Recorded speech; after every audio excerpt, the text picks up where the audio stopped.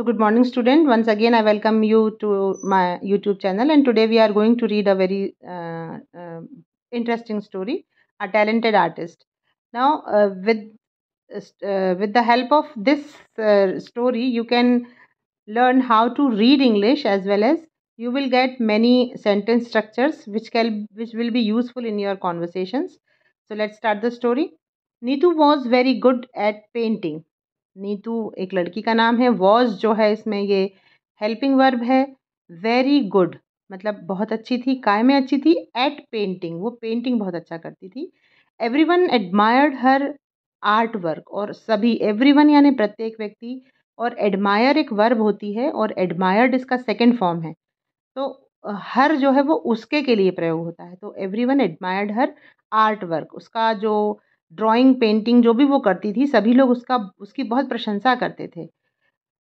हर school art teacher, जो school में उसकी आर्ट टीचर थी, मतलब जो जिसको कला शिक्षक बोलते हैं, had asked her many times to participate in painting competitions but she had always declined. वो जो टीचर थी वो हमेशा उससे कहती थी कि वो पार्टिसिपेट करे. काहे में पार्टिसिपेट करे? पार्टिसिपेट करना यानी भाग लेना. पेंटिंग कॉम्पिटिशन्स जो स्कूल्स में होते हैं उनमें भाग लेने के लिए वो कहती थी. But she had always declined. Declined का मतलब होता है कि रिफ्यूज़ करना, पोलाइटली मना कर देना, रिफ्यूज़ कर देना, क्योंकि आप वो काम नहीं करना चाहते थे, इसीलिए वो हमेशा डिक्लाइन कर देती थी.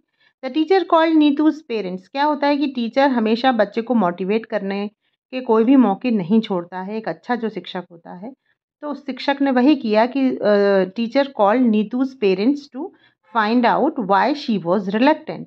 टीचर ने नीतू के पेरेंट्स को बुलाया स्कूल में और पूछा कि Y she was reluctant. Reluctant जो है एक वर्ब है, एंड उसका मीनिंग होता है नम्रता से मना कर देना, अस्वीकार कर देना, किसी भी प्रस्ताव को रिफ्यूज़ कर देना. ठीक है ना.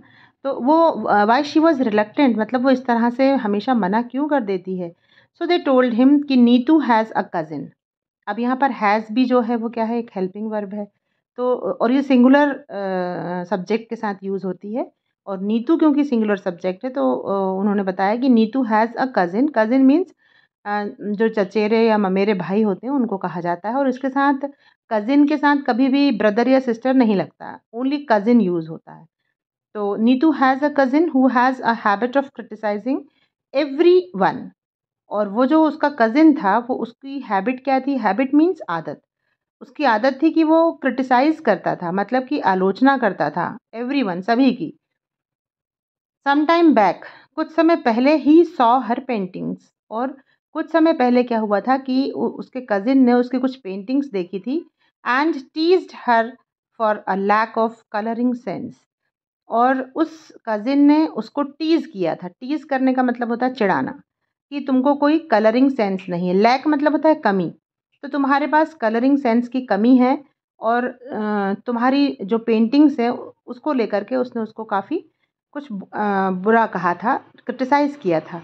His words demoralized her so much that she lost confidence in painting. और इसका रिजल्ट क्या हुआ कि वो जो वर्ड्स थे, वो जो उसके शब्द थे, उन्होंने नीतू को डिमोरलाइज कर दिया.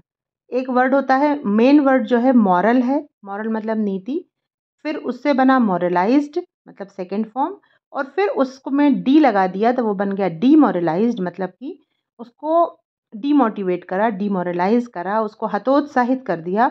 सो मच इतना कि she lost her confidence in painting. और उसका आत्मविश्वास, कॉन्फिडेंस का मतलब होता है आत्मविश्वास, उसने पेंटिंग में अपना आत्मविश्वास खो दिया. In fact she doesn't consider her self worthy of painting in any competition. और इतना कि अब वो अपने आप को वर्दी, मतलब वो हर सेल्फ यानी वो अपने आप को वर्दी नहीं समझती, मतलब इस योग्य नहीं समझती कि वो किसी कंपटीशन में पार्टिसिपेट कर सके. टीचर ने एक और सोल्यूशन सोचा कि in his next class the teacher distributed drawing sheets in the class and told the students to make the painting with their imagination. Teacher ने सभी को ड्राइंग शीट्स डिस्ट्रीब्यूट की. डिस्ट्रीब्यूट करना मतलब बांटना. क्लास में उन्होंने सभी को ड्राइंग शीट्स बांटी और कहा, told that the students to make a painting with their imagination. उनके इमेजिनेशन मतलब होता है कल्पना, अपनी कल्पना से उन्हें कुछ ड्राइंग बनाना था। एवरीवन डिड देयर बेस्ट, और सभी ने अपना बेहतर प्रदर्शन किया, ड्राइंग बनाई। अ वीक लेटर मतलब 7 दिनों के बाद या 1 सप्ताह के बाद, अ वीक लेटर, लेटर यानी बाद में, Neetu couldn't believe here her years, Neetu को अपने कानों पर विश्वास नहीं हो रहा था। क्यों नहीं हो रहा था? When her name was called out in the assembly, यहाँ आप देख रहे हैं पिक्चर में भी कि नीतू जो है वो अपनी पेंटिंग बना रही है। जब उसका नाम असेंबली में called out in the assembly for winning the first prize in city level competition, उसको क्या मिला था? सिटी लेवल कंपटीशन में उसको फर्स्ट प्राइज मिला था।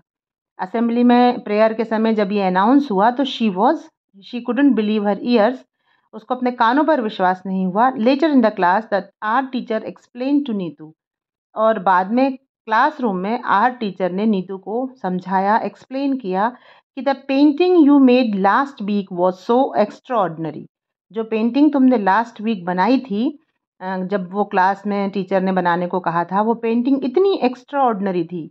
देखिए, अब ऑर्डिनरी एक शब्द होता है, ऑर्डिनरी मीन्स साधारण, सामान्य, है ना। अब इसमें हमने एक्स्ट्रा लगा दिया तो ये बन गया एक्स्ट्रा ऑर्डिनरी, मतलब असाधारण, मतलब बहुत ही स्पेशल, मतलब सभी से अलग कोई चीज़ यदि थी तो वो उसकी पेंटिंग थी। And that we sent it to a city level competition, और टीचर्स ने उसकी वो पेंटिंग सिटी लेवल कंपटीशन पर भेज दी थी।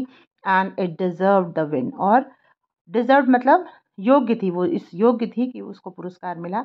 Neetu's confidence in painting was boosted greatly, और इस इंसिडेंट के बाद क्या हुआ कि नीतू का जो कॉन्फिडेंट था, ये देखिए नीतूज मतलब कि ऊपर जो कॉमा लगा है उसको अपोस्ट्रॉफी बोलते हैं, तो ये अपोस्ट्रॉफी एस लगता है, इसका मतलब कि इसका मतलब है नीतूज का कॉन्फिडेंस काहे में? पेंटिंग में क्या हुआ? वॉज बूस्टेड ग्रेटली, बहुत ज़्यादा उसका कॉन्फिडेंस बूस्टअप हुआ, और वो फिर से उसने बहुत ही मन के साथ पेंटिंग करना स्टार्ट कर दिया। तो इस स्टोरी से हमें क्या मैसेज मिलता है कि no one can repress true talent. यदि आपके अंदर ट्रू टैलेंट है, कोई कौशल है, कोई स्किल है यदि आपके अंदर, तो उसको वो ना तो वो छुपता है और ना उसे कोई दबा सकता है, ना उसे कोई रिप्रेस कर सकता है। यदि आप में स्किल है, आप में टैलेंट है, तो वो पहचाना जाएगा निश्चित, और आपको समय के अकॉर्डिंगली आपको उसका रिजल्ट भी बहुत अच्छा मिलेगा। So always try to do your best. Thank you.